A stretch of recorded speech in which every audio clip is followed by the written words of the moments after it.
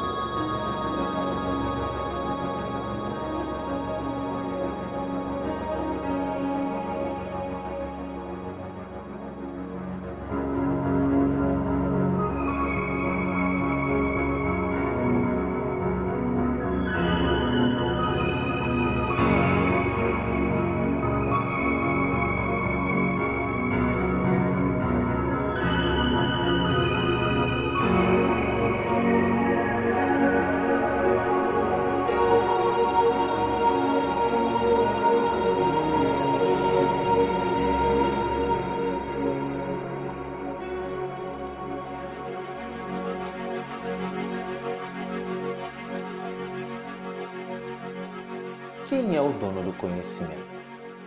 Por que eu coloquei esse título nesse vídeo?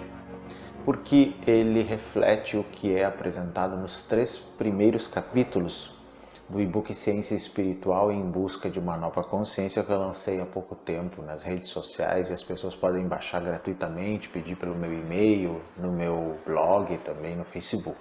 Então, para fazer uma apresentação desse e-book em vídeo para vocês, eu dividi as temáticas dos 7 capítulos mais a conclusão em 3 partes que ficaram subtituladas como quem é o dono do conhecimento, depois a realidade é só uma interpretação e, por fim, por que não se sabe o que é consciência. Então, neste vídeo de hoje, que é o episódio 34, nós vamos falar exatamente sobre quem é o dono do conhecimento. Depois o episódio 36 vai ser a realidade é só interpretação. E então o episódio 38 vai falar por que não se sabe o que é consciência. Bom, iniciando então sobre a questão do conhecimento. Os 3 primeiros capítulos desse e-book se chamam Ciência, Holismo e Pensamento Sistêmico, que são 3 formas de busca de conhecimento bem específicas. E eu vou falar um pouquinho aqui, mas também está lá, sobre cada uma dessas formas nos seus pontos mais interessantes neste vídeo. Começando então pelo conhecimento que vem da ciência acadêmica. Quando eu falo da ciência acadêmica, todo mundo sabe que é aquela ciência que é produzida nas academias e universidades. Hoje em dia, é mais ou menos senso comum que a única ciência válida é a produzida nas universidades, nas academias. Mas isso talvez não seja uma verdade muito adequada. Eu sei que é perigoso se falar um pouco disso numa época de tanto negacionismo, inclusive negação da ciência, com certeza, e como eu falava dias atrás para um amigo, realmente às vezes tem que ter cuidado nesse sentido. Porém, existe já no mundo, já há algum tempo, uma certa tendência para-academicista. Quando eu digo para-academicismo, eu não estou falando contra a academia, mas algo que vai, como a própria palavra diz, além dela. Isso significa que algumas organizações que já existem no mundo, ainda que tenham sido criadas por pessoas que saíram da ciência de alguma forma, das academias, criaram organizações que não dependem das academias para que façam suas pesquisas, para que publiquem os seus artigos em revistas científicas, inclusive algumas alternativas, E isso mostra que talvez os caminhos da ciência que serão trilhados nas próximas décadas talvez não sejam tão, digamos assim, fechados como nós temos visto dentro da academia nos últimos séculos, podemos dizer. Não.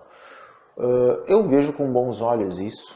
Claro que as pessoas dizem que há o risco de que então a ciência saia do campo da academia e possa ser deturpada por qualquer um se ela não tiver um controle da academia. Mas nós não precisamos ser ingênuos, porque quando alguém diz isso, ela pressupõe que na academia não há problema algum. Se não houvesse problema algum, não passariam tantos artigos sem critério científico e que são publicados em revistas científicas. Não passariam tantas pesquisas com pouco critério científico sendo aplicadas em academias. Então, isto não é um argumento válido. Mas o que eu proponho aí não é que se termine com a academia, mas que se a amplie, ou seja, a visão que se tem de ciência possa ser ampliada. Aí existe essa noção, que não é minha, obviamente, mas que eu compartilho, chamada para-academicismo. Assim como dentro da ciência existe o que se chama de paraciências, que são aquelas ciências, como eu já falei em vídeos, como a parapsicologia, por exemplo, que é uma delas, que merecem estudos mais sérios, mas acabam sendo ridicularizadas ou apenas pesquisadas de um modo muito enviesado, por exemplo, dentro da psicologia anomalística, da qual eu já falei também no vídeo sobre fenômenos anômalos. Então, talvez o que nós precisemos é de uma pesquisa um pouquinho mais ampla. Uma pesquisa que não considere apenas um paradigma científico limitado. E quem falou sobre isso, e já no início do e-book eu falo, foi Thomas Kuhn, através do seu livro A Estrutura das Revoluções Científicas. Thomas Kuhn escreveu esse livro em 1962, ele morreu em 1996, e esse livro foi um grande marco numa visão alternativa da ciência. Não necessariamente num academicismo, mas na crítica à ciência. Não só Thomas Kuhn, como também Paul Feyerabend, do qual vamos falar mais adiante, e do qual eu já falei num vídeo também. Mas uma das grandes vantagens desse livro de Thomas Kuhn, Estrutura das Revoluções Científicas, é exatamente ter mostrado que a ciência, desde suas origens, passou por várias fases de conhecimento, em que um certo conjunto ou quantidade de conhecimento existe até um dado momento, e depois esse conhecimento, de certa forma, colapsa pelo peso de novos conhecimentos. Às vezes, um conhecimento é apenas somado ao que já se tem, que significa então que existem pesquisas que só fazem algumas adições, né? Mas de vez em quando, algumas pesquisas descobrem coisas muito importantes e que fazem muita diferença em todo o edifício de conhecimento construído até então. Foi o caso do heliocentrismo, contestando o geocentrismo. Foi o caso da teoria de Darwin, o evolucionismo, contestando o criacionismo. Foi a revolução que a genética acabou criando na ciência moderna. O conhecimento maior do cérebro, através de vários equipamentos que podem analisar o cérebro e descobriram, então, as partes do cérebro relacionadas a determinadas funções, né, humanas.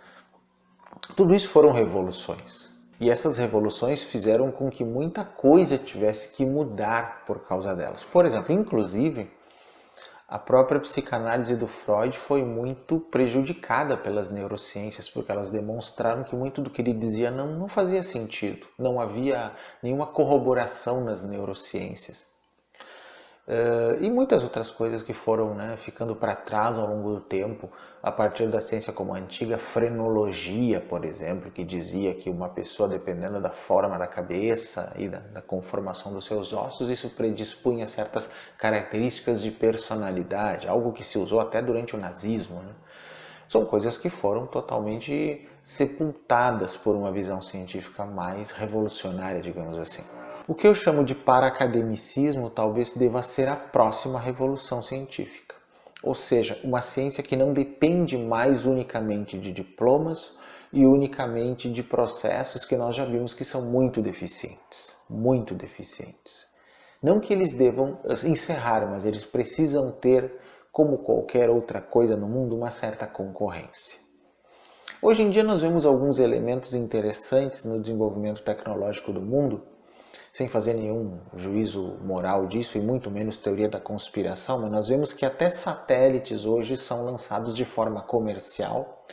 Espaçonaves que talvez levem os seres humanos até Marte serão feitas através de voos comerciais, e isso não é, por exemplo, pelo método antigo da NASA. E isso vai fazer com que outras coisas sigam a mesma estrutura. Claro que aquelas pessoas que são paranoicas e acham que tudo vai levar a uma dominação mundial de alguma ordem muito esotérica, superpoderosa, que não não permite que ninguém escape disso, né? Vão achar que tem alguma coisa aí por trás. Mas eu sempre me pergunto, para esses teóricos da conspiração também pergunto, se existe alguma coisa tão secreta, tão poderosa e tão maléfica, como é que elas conseguem denunciar essas coisas com tanta facilidade pelo Facebook, pelo WhatsApp? Então, essas coisas não têm tanto poder assim. Se uma pessoa que muitas vezes mal tem conhecimento da própria língua portuguesa consegue transmitir supostamente essas coisas para todo mundo pelo WhatsApp, que poder tem esse suposto dominador mundial? Então, é uma contradição incrivelmente absurda, né? Então, quando eu digo que a ciência precisa de uma renovação, não é dentro dessas teorias da conspiração. E por isso que eu digo que às vezes é arriscado falar disso num momento em que há um negacionismo da ciência. Mas aí que está. Devemos diferenciar um negacionismo da ciência como um todo, que é exatamente o que eu contesto, de uma avaliação do academicismo como sendo insuficiente para fazer e validar ciência.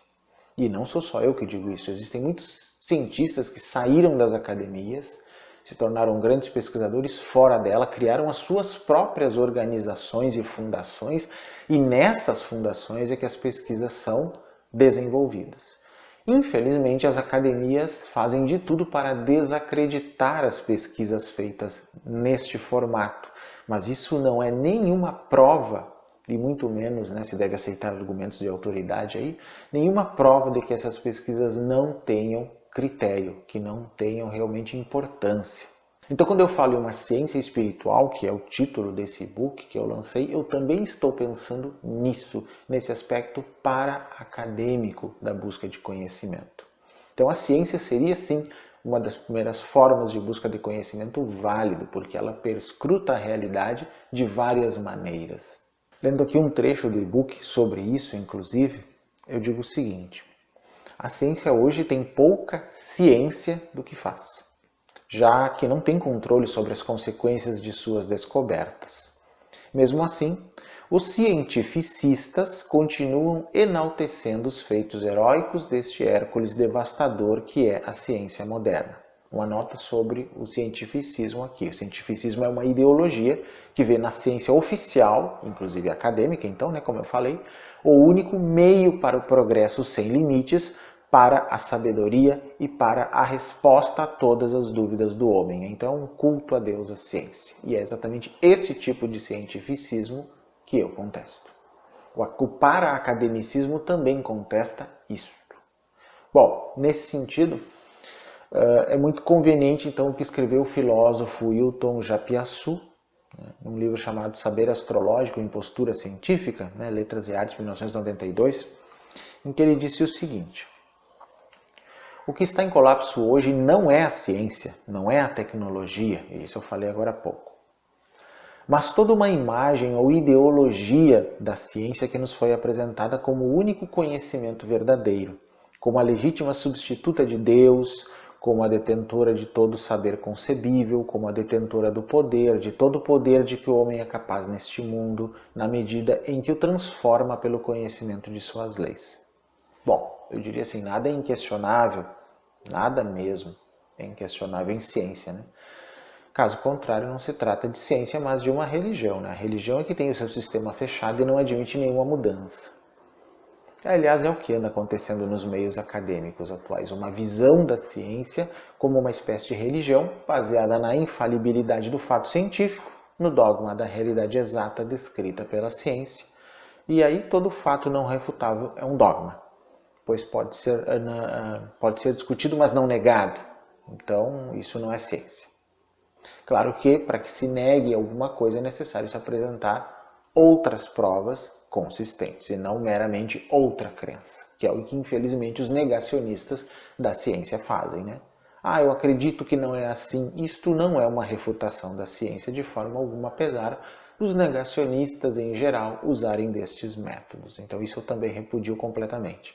Então, como eu digo ali no e-book, No processo de busca científica não pode existir a certeza imutável, absoluta, pois o absoluto só pode ser compreendido se adentrando profundamente no conceito de holon dentro da holística, que é uma unidade integrada a tudo. De hierarquia também, conceito de relatividade também. Então a ciência instituída, essa ciência então que só pode ser praticada em grandes organizações estatais ou privadas, né? Mas ainda assim que é o que se chama de academia, é a maior arma da humanidade contra si mesma, uma vez que deste modo o cientista se converte num mantenedor e fomentador de guerras, ditaduras, fome, epidemias, poluição, radioatividade, envenenamento por agrotóxicos, enfim, de tudo aquilo que interessa aos sistemas de poder, que o tratam como mais um de seus operários, pagos para descobrir novas formas de domínio sobre o homem, não só sobre seu corpo e sua mente, mas, se possível, sobre sua consciência. Este é o coletivo em prol do qual trabalha a ciência acadêmica? Neste caso, estamos à deriva. Então, a ciência moderna acaba só funcionando dentro desse famigerado paradigma, como diria Thomas Kuhn, que era um físico, sendo que paradigma para ele é um conjunto de valores, crenças, técnicas compartilhados pelos membros de uma determinada comunidade científica. Então, o que escapa ao paradigma é considerado não científico num determinado momento histórico e não merecedor de qualquer crédito por parte dos homens de ciência naquele momento histórico, né? Então, que no momento podem estar mais interessados, por exemplo, em coisas aparentemente absurdas ou esdrúxulas, né? Do que realmente em alguma coisa importante para a humanidade. Mas aí seria então o caso de cortar o mal pela raiz, né? Como eu digo no e-book, acabar com a ciência moderna, do modo como se nos apresenta, antes que ela acabe com a humanidade? Bom, não é bem esse o caso, né? Não sou um negacionista da ciência, pelo contrário, sou um grande entusiasta da ciência desde criança. Paul Feyerabend, um dos fundadores da moderna crítica científica, que conhecia pessoalmente Thomas Kuhn e debateu com ele sobre o livro A Estrutura das Revoluções Científicas, no seu livro Contra o Método, de 1975, diz que as mais importantes descobertas da ciência não foram feitas pelos cientistas, mas quase sempre por pessoas alheias ao ramo. Isso é verdade. Inclusive, muitas das descobertas da arqueologia, até decifração de algumas línguas, como o cuneiforme, língua suméria, por exemplo, foram feitas por não cientistas. Portanto, diz Feyerabend sobre seus colegas: a afirmação dos cientistas de que eles são os únicos que possuem métodos úteis e conhecimentos eficazes mostra-se como um sinal de que, além de serem convencidos, eles também são ignorantes. A ciência moderna ela é baseada em 4 características, né, que são o que, de certa forma, escravizam ao método e impede, por exemplo, que as paraciências sejam aceitas. E que características são essas? Primeiro, o mecanicismo, que é a ideia de que o universo é uma máquina. Hoje se tem tentado contestar essa visão de que o universo seja como uma máquina, porque ela é uma visão muito ultrapassada. Então, no momento que se mude esta visão, que é o mecanicismo, se vai para alguma outra coisa. E a teoria sistêmica, o pensamento sistêmico, é um dos que tem tentado mudar a ideia de que ele é uma máquina para a ideia de que ele é uma holografia, um sistema holográfico.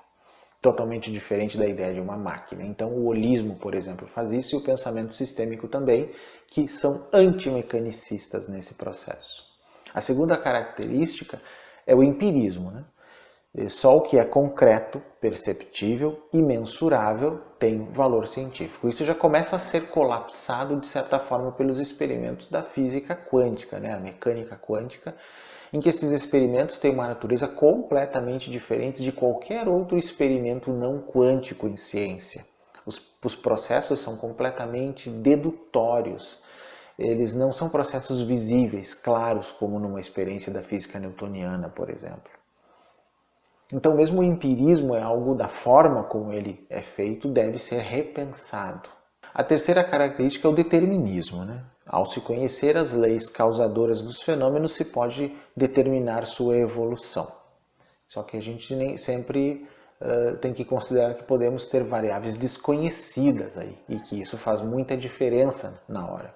E a quarta característica é a fragmentação. Decompor o objeto de estudo em suas partes componentes, cada vez mais assim. Foi assim que inclusive se chegou à mecânica quântica, tentando dividir o átomo cada vez mais, até que não se conseguiu mais e se percebeu que as partículas menores, né, os elétrons, os prótons e os nêutrons, quando se tentou dividi-los mais uma vez para ver o que tinha, se percebeu que as subpartículas, né, que derivam dessa divisão, na verdade elas nascem do processo de divisão. Ou seja, elas só existem naquele momento da divisão e não são identificadas fora do processo da experiência de divisão, dos choques de partículas. Então nós não temos sequer como saber com certeza absoluta se aquelas centenas de partículas da física quântica existem dentro daquelas partes do átomo, prótons, elétrons e nêutrons, como realmente se percebe quando eles explodem as partículas, digamos assim, ou se realmente eles são um produto do choque. E aí as coisas complicam bastante, né? Não se tem como saber de fato, porque o único tipo de percepção que se tem dessas subpartículas é no processo do choque de partículas. Ninguém conseguiu perceber essas partículas dentro de um elétron, ou de um próton, ou de um nêutron, simplesmente ali, estável, né? Ninguém conseguiu fazer isso. Não é possível na nossa tecnologia atual. Então, se o método permitiu ao homem desenvolver tecnologia e descobrir como funcionam os organismos ao nível assombroso de até poder cloná-los, né, por exemplo, modificar sua genética, que é a transgenia, não lhe permitiu desenvolver a consciência com liberdade. Então, a mecânica quântica, como eu disse já no século XX, veio para bagunçar todo o arcabouço metodológico da ciência, tanto que a física de Newton de nada serve para explicar o mundo quântico, por exemplo, né? Então, hoje em dia, a visão proposta pelo pensamento sistêmico tem mais conexões com a antiga visão da tradição dos antigos, que é uma visão antiga espiritual, religiosa e principalmente filosófica, né, que nos interessa, do que com o método da ciência moderna pré-mecânica quântica. Na verdade, a ciência que fez todo o academicismo moderno começar a ruir, né, do século XIX para o século XX foi a própria física. Antes do descobrimento da mecânica quântica, se imaginava que, primeiro, num dado momento, se disse que se tinha descoberto tudo que era possível, né? Isso no século XIX.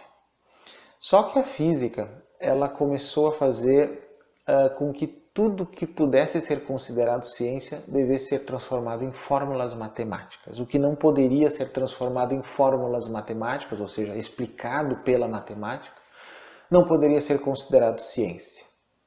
Por isso, por exemplo, que as ciências humanas, a própria psicologia, né, é bastante desconsiderada por físicos, por exemplo, que não consideram isso de fato ciência. Mas a mecânica quântica complicou todo esse coreto porque há coisas que não podem ser explicadas simplesmente pela matemática. E aí se viu que o universo era muito mais complexo do que se imaginava, que aquela matemática mais regradinha que se usava na física de Newton e a matemática pitagórica não são suficientes para explicar o universo.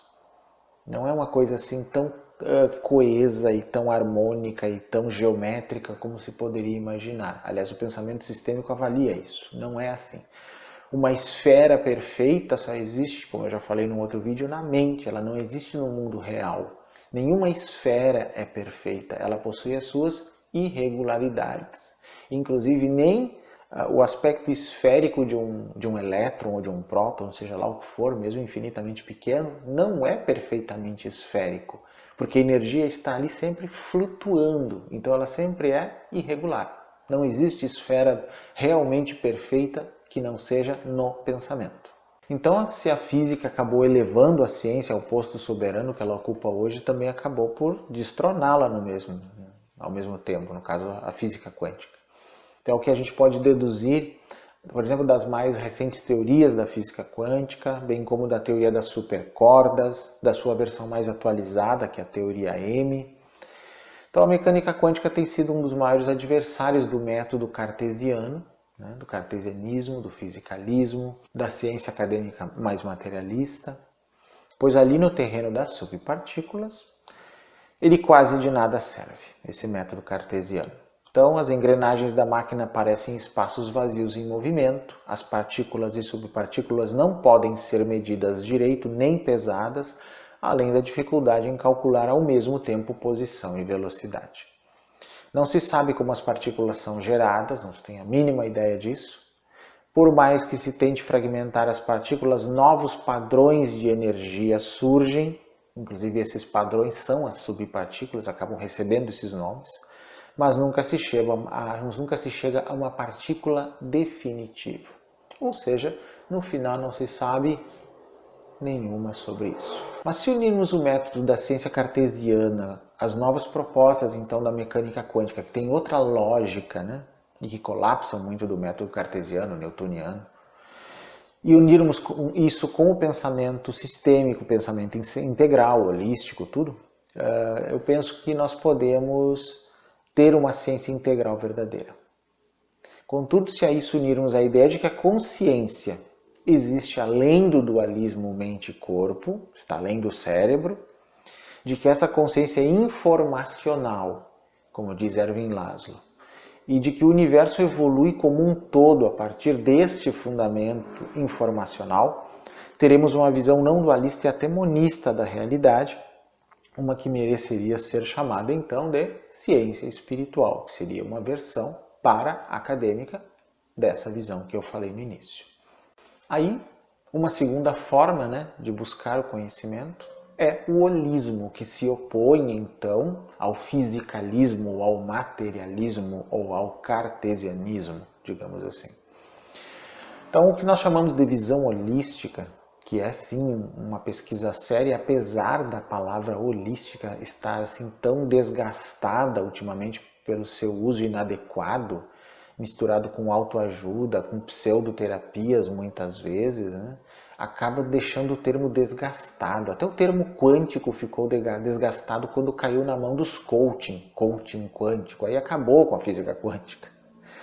Porque aí se transformou coisas meramente de PNL, de autoajuda, de pensamento positivo em física. E isso não tem nada a ver com mecânica quântica, gente, eu digo para vocês. E é isso que faz com que pessoas da ciência ridicularizem as visões espirituais, mesmo as mais sérias, por causa desse tipo de coisa. Então, na verdade, a visão holística é a proposta emergente de transcendência dos velhos métodos mecanicistas, Esse termo holismo, de onde vem holística, ele é derivado do grego holos, que significa todo, inteiro. Ele apareceu pela primeira vez num livro chamado Holism and Evolution, de 1925, Holismo e Evolução, do pensador sul-africano Jan Smuts. Então, a concepção holística é a de que tudo é interdependente. As partes de um sistema estão no todo e os princípios que regem este todo estão em cada parte, sendo que todos os fenômenos estão sujeitos a uma ação global de interligação.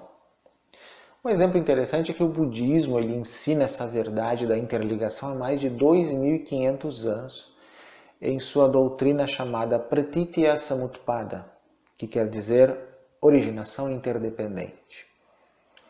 É um conceito do Buda segundo o qual tudo possui uma causa anterior, tudo está conectado a causas e nada aparece sozinho, do nada, por si mesmo, sem nenhuma relação. Ou seja, nada que nós percebemos pela nossa mente é não relacional.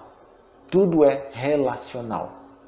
É uma outra forma de dizer causal. Tudo tem uma causa, tudo tem uma ligação. Nada está solto no universo e nem fora dele, digamos assim.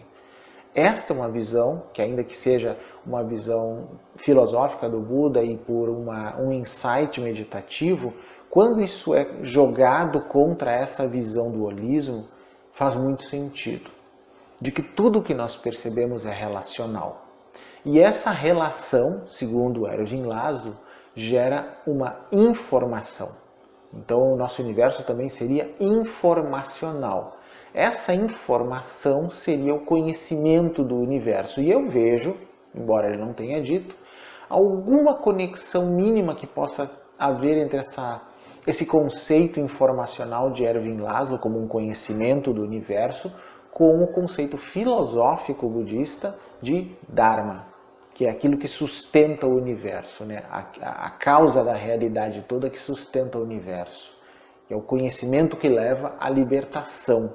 A libertação exatamente dessa prisão em que a nossa mente se encontra por ignorar a realidade, a natureza da realidade.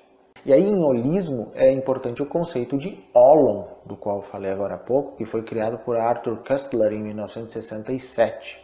E nasceu da percepção de que partes e todo, em seu sentido absoluto, não passam de uma mera ilusão. Então, todas as entidades universais, atômicas, moleculares, biológicas e sociais, são consideradas todos holon. Então, holon é um todo. Por serem estruturas integradas e também partes de outros todos, dentro do que podemos chamar de encadeamento hierárquico universal. Então, o homem sendo um holon, ele possui duas tendências. Uma tendência integrativa, que o faz ter consciência de que faz parte de um todo, grupo social, por exemplo, grupal, consciência familiar, E também tem uma tendência autoafirmativa, que o faz ter a consciência de individualidade e de diferenciação em relação ao resto do todo. Então, é aquela consciência de eu como Paulo e a consciência de eu dentro de um grupo, ou de vários grupos, ou da sociedade, ou da humanidade. São coisas diferentes. Inclusive, essa relação que vai além do egoísmo e do si mesmo para um todo, existe um filme que mostra muito bem isso nas suas primeiras partes, que é um filme chamado 10.000 a.C. Se vocês não viram, procurem. Esse filme é bem interessante sobre essa questão. Mostra como as pessoas podem se dividir em dois grupos, os que estão só preocupados com sua própria sobrevivência individual e aqueles que se preocupam com o grupo, um grupo maior. É bem interessante isso. É interessante que se a lógica cartesiana já foi colapsada pela lógica da mecânica quântica, é interessante que a lógica, pelo menos a oriental, indiana, mais antiga, é bem diferente dessa lógica aristotélica que se usou na ciência por muito tempo, também se usou na teologia cristã por muito tempo. Um exemplo bem interessante que é essa lógica da tradição antiga, que é não aristotélica, mas, por exemplo, aquela proposta por Nagarjuna no budismo Mahayana, que também corresponde à lógica hindu e muita coisa da lógica do Vedanta, de certa forma, mas que o budismo Mahayana, através de Nagarjuna, desenvolveu mais. Então essa lógica ela desenvolveu as 4 proposições sobre um objeto que vão muito além de Aristóteles. Então essas 4 opções a gente tem que perguntar assim: uma coisa é, uma coisa não é. Aí praticamente já teríamos a visão de Aristóteles, mas existem mais 2. Uma coisa é e não é, e não se pode dizer nem que é, nem que não é. Ou seja, as 4 proposições seriam o ser ou a existência de um objeto, o não ser ou a não existência de um objeto, o ser e também o não ser, e nem o ser, nem o não ser. Essa visão de Nagarjuna, que a primeira vez que eu vi citada foi por Fritjof Capra, naqueles seus livros O Tal da Física e outros, sempre me chamou a atenção, exatamente porque é muito mais desenvolvida, abre muito mais espaço para a lógica das coisas, e para a relatividade delas também, algo que se aproxima mais da relatividade de Einstein e da lógica da física quântica. Então essa lógica mostra que o grau de complexidade do universo e os pontos de vista que podemos adotar para compreendê-lo melhor não tem as limitações da lógica de Aristóteles, por exemplo, que a física quântica acabou rejeitando, obviamente. Então, da união da ciência moderna com essa forma tradicional de lógica, um exemplo, essa lógica do budismo Mahayana, é que nós podemos então falar numa ciência espiritual. Então, nela aliam-se os métodos da ciência com a mente aberta da espiritualidade. Claro, uma espiritualidade criteriosa, não autoajuda, Assim, não há o que não possa ser investigado. Não há um tema não merecedor de pesquisa, por exemplo, como a pré-existência da mente, o parapsiquismo, a consciência ampliada, o caráter multidimensional da vida, que são coisas que a ciência acadêmica convencional se recusa a pesquisar. Nessa visão, então, todas as chamadas paraciências, como a parapsicologia, ufologia, criptozoologia e outras, têm seu lugar e não podem mais ser consideradas pseudociências. Elas merecem uma pesquisa. Interessante aí a gente fazer uma diferença entre visão aberta e visão fechada, que em ciência vai ser muito importante. Eu vou ler aqui mais um trecho do e-book sobre isso. Quando li o famoso livro Despertar dos Mágicos, de Louis Pauwels e Jacques Beget, nos anos de 1980, me impressionei com a ideia de visão aberta e visão fechada. Uma visão fechada pode ser simbolizada como um quadrado que não admite nada que não esteja dentro dele. É um universo apartado do restante. Uma visão aberta pode ser simbolizada como um V, onde a base é apenas o ponto de partida da busca de conhecimento, que vai agregando tudo o que encontra em seu caminho ascendente. Se incluirmos aqui a noção de dinâmica em espiral, que é uma outra teoria moderna, entenderemos que o conhecimento que vai sendo adquirido na ascensão em V passa por vários níveis de compreensão por pontos críticos em que tudo que se conhece muda ou é influenciado por um novo paradigma mental que se cria a cada novo quantum de conhecimento. Ao longo do caminho, coisas novas surgem, coisas antigas são descartadas, mas ainda são honradas como importantes, pois sem elas não se teria chegado a um patamar mais esclarecido. Então, todas as fontes de informação têm o seu valor na grande busca da verdade. Eu particularmente aprendi isso com os mais de 2.000 livros que li em mais de 40 anos de leitura, né? Eu passei por várias fases nesse sentido, incorporei várias ideias, ressignifiquei outras ao longo dos anos, mas isso realmente faz muito sentido. Então, nesse caso, como é que nós podemos dizer quem é o dono da verdade? Existe um dono do conhecimento? Não, um dono do conhecimento, ou da busca do conhecimento, ou quem tem a primazia da busca do conhecimento, não existe. Digamos que as academias, ao longo dos séculos, tomaram para si essa função, transformando isso numa autoridade incontestável. Eu acho que isso é uma petulância muito grande. E é uma forma de dominação? Sim. Sim, não usando aquelas ideias das teorias da conspiração, mas é uma forma que deve ser, de alguma forma, contraposta. E, de um modo, digamos assim, civilizado, eu vejo essas organizações, vários institutos de pesquisa de ciências da mente, de consciência, algumas flertando com a espiritualidade, muitas delas, algumas com inspirações até no budismo Mahayana e outras, que existem pelo mundo, né?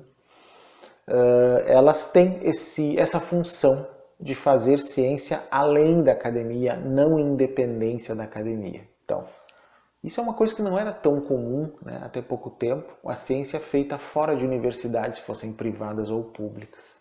Mas existem muitas dessas organizações hoje no mundo que acabam fazendo ciência e talvez as pessoas não perceberam que é um modo para-acadêmico disso acontecer.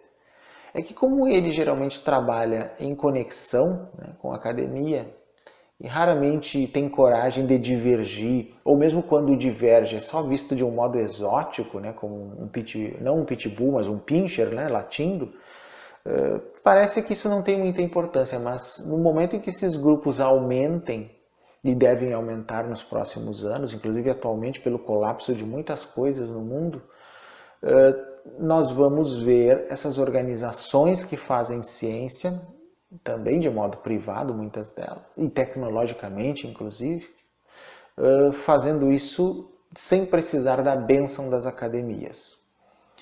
Não digo que é o que Elon Musk está fazendo, por exemplo, aquele lá que está levando o projeto SpaceX e colocando vários satélites nos céus. Eu acho que aquilo é um projeto basicamente comercial. Mas existe muito de, digamos, arrojo ali nesse sentido e não depender de questões governamentais nem acadêmicas estritamente, né? Talvez outros projetos assim devam nascer no mundo em vários países, de modo que haja uma certa também autossuficiência, né, de vários países em relação à tecnologia, né?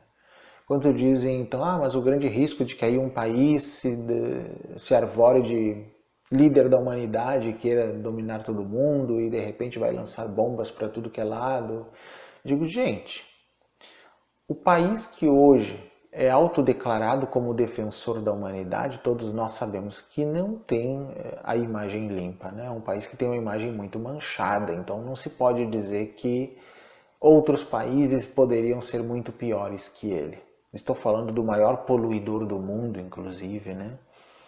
Um país que tem sérios problemas e todos nós sabemos que país é este, né? Um país que ultimamente até o nosso Brasil, né, há pouco tempo atrás estava enaltecendo, mas parece que o casamento acabou.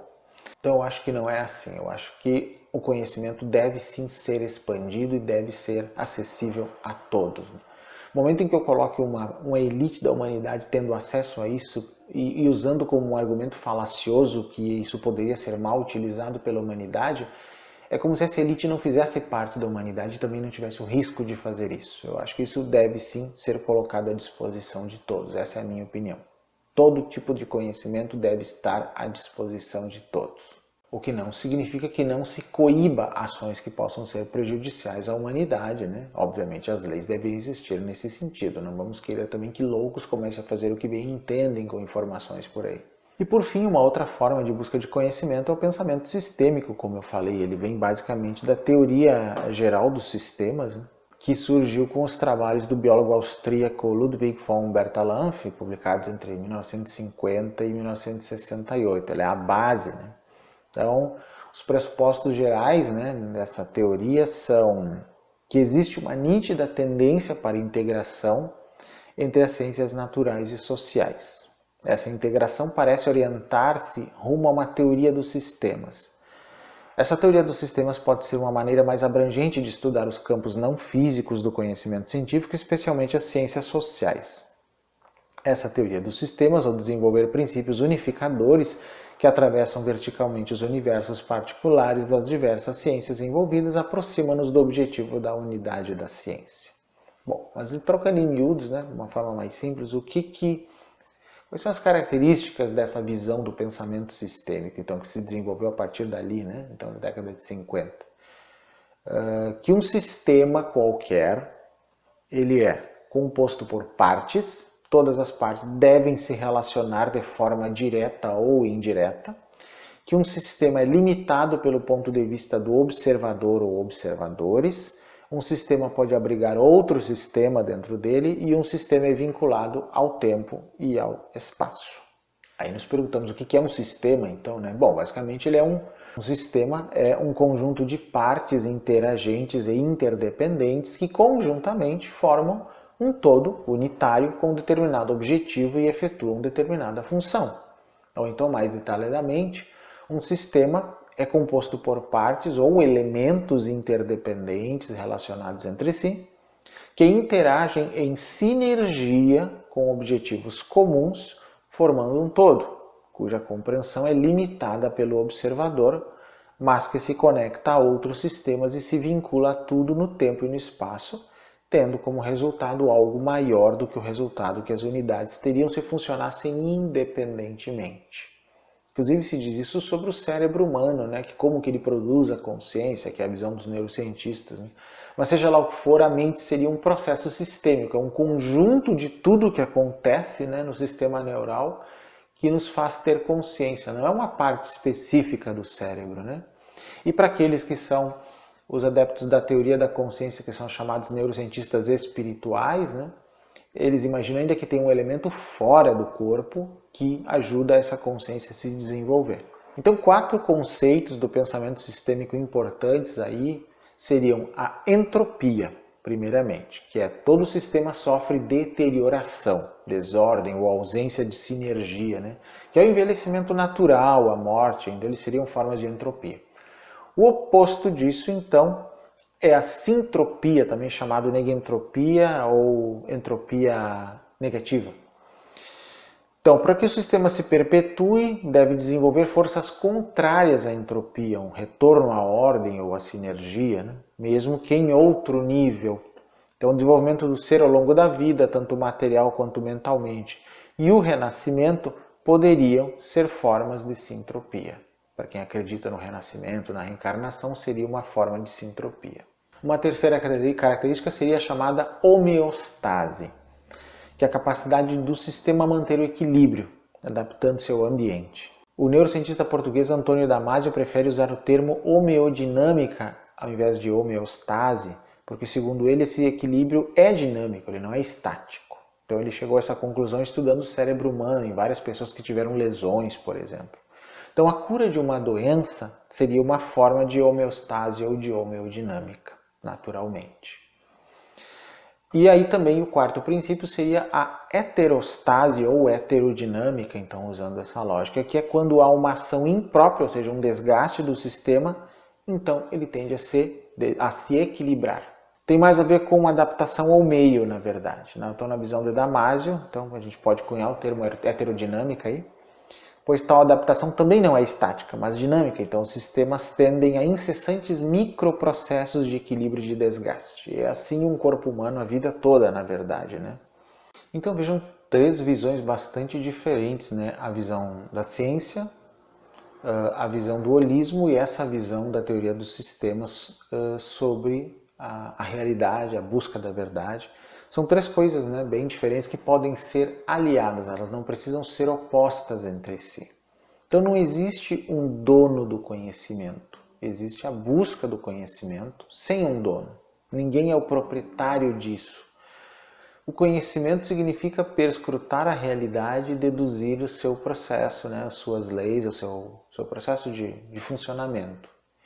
E não existe um proprietário com direito para essa busca. Qualquer ser pode fazer isso. Se encontrar os resultados, terá seu mérito, obviamente. Então, é nesse sentido que eu falo de uma ciência espiritual e também de um para-academicismo. E eu acho que novas organizações devem ser criadas para que isso aconteça, obviamente. Isso vai gerar um caos, então, em relação à ciência, tudo que foi construído? Não, ninguém vai negar o que já existe. Não vai ser o que está sendo feito pelos negacionistas aí, que negam coisas básicas que não tem nenhuma lógica, né, gente? Não estou falando em crenças em nenhum momento aqui, nem em religião. Estou falando em investigação de fato. Então essa primeira parte, né, do e-book, que são esses 3 primeiros capítulos que falam de tudo que eu disse aqui, e tem muito mais coisas, obviamente, do que eu falei,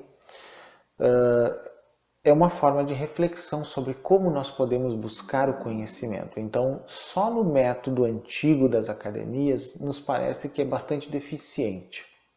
Como eu falava antes, hoje em dia existe, por exemplo, no caso das universidades, eu já ouvi muita gente reclamando isso, uma pressão por escrever, por aumentar o seu currículo Lattes. Então, os pesquisadores têm que produzir artigos e as pesquisas científicas que esses artigos trazem muitas vezes são ínfimas, unicamente para preencher Lattes. Exatamente. Muita gente que está vendo esse vídeo sabe do que eu estou falando, tem a mesma reclamação e concorda comigo. Isto deve acabar. Porque nós precisamos de coisas de qualidade, não apenas para preencher currículos e preencher Lattes. Não é isso que se precisa. Isso não é ciência, isso já está subvertendo a verdadeira ciência. Então ela deixa de ter a sua utilidade. O que se busca realmente é pesquisa séria. Aí quando a gente vê que para preencher Lattes se faz pesquisas que são meras repetições do que já se fez, sem graça alguma, nem sem utilidade alguma, e se evita pesquisar temas mais espinhosos, como aqueles que o para-academicismo busca pesquisar, que as paraciências pesquisam, aí a gente vê que realmente tem muita coisa a ser feita ainda. Então, um dos objetivos deste vídeo foi falar um pouquinho sobre essa noção de um para-academicismo que inclui visões mais alternativas da realidade, do conhecimento basicamente, e que podem ser consideradas espirituais no sentido de que vão além do fisicalismo e do materialismo mais antigo e buscam outras coisas, buscam outras coisas em relação à realidade, à consciência, à existência de coisas que nós não estamos acostumados, como por exemplo o poder da mente, a pré-existência da mente, a ação à distância da mente, coisas que se pesquisa na parapsicologia, por exemplo, e que são sim coisas sérias que devem ser pesquisadas. E outros fenômenos além desses, várias coisas que nós já falamos em outros vídeos aqui. Então, nesse primeiro vídeo, e por causa desses trechos do livro, nós falamos sobre, então, a busca do conhecimento. Mas os outros dois vão falar sobre, então, a natureza da realidade, o que é a realidade. Por que nós não sabemos direito o que é a realidade, se nós estamos vivenciando as coisas o dia inteiro? E o terceiro sobre o que é a consciência. Por que ninguém sabe de fato o que é a consciência? Por que que nem a ciência tem uma resposta sobre isso, né? Então essas três dúvidas, quem é o dono do conhecimento? Quem tem direito a buscar o conhecimento e transformá-lo em uma regra? Por que nós não sabemos o que é a realidade de fato? Por que ninguém sabe o que é consciência de fato? São as três grandes perguntas que esse book faz, na verdade. E ele traz reflexões para a gente tentar responder, obviamente, a isso. A ideia dele não é fechar nenhuma questão, né? Mas nos ajudar a, pelo menos, abrir a mente a essas questões e não ficar com uma mente fechada naquela visão do Jacques Berger de mente fechada, mas ter uma mente aberta. Então, aqueles que já baixaram o e-book podem confirmar nos 3 primeiros capítulos tudo que eu falei aqui, muito mais coisas que estão ali. Podem baixar, né, pelo meu blog, né, o steckelblog.blogspot.com. Pedir pelo meu e-mail, que é steckel@gmail.com, se não acharem por outro meio, ou também no nosso grupo no Facebook, que é o Ciência Espiritual Grupo, né? E que tem lá o arquivo disponibilizado para baixar gratuitamente. Inclusive o grupo não é fechado, é um grupo aberto, então qualquer pessoa pode ir lá e baixar o arquivo tranquilamente, ele é totalmente gratuito. Na próxima semana, então, eu trago para vocês algum outro tema interessante e na outra semana que eu volto com a segunda parte desse material aqui sobre o e-book Ciência Espiritual em Busca de uma Nova Consciência. Se gostaram do vídeo, curtam, compartilhem, se inscrevam no canal, né? Porque precisamos desse apoio, né, para que o trabalho vá se ampliando cada vez mais. E então na próxima semana eu volto com algum desses temas muito interessantes que vocês têm sugerido. Até lá então!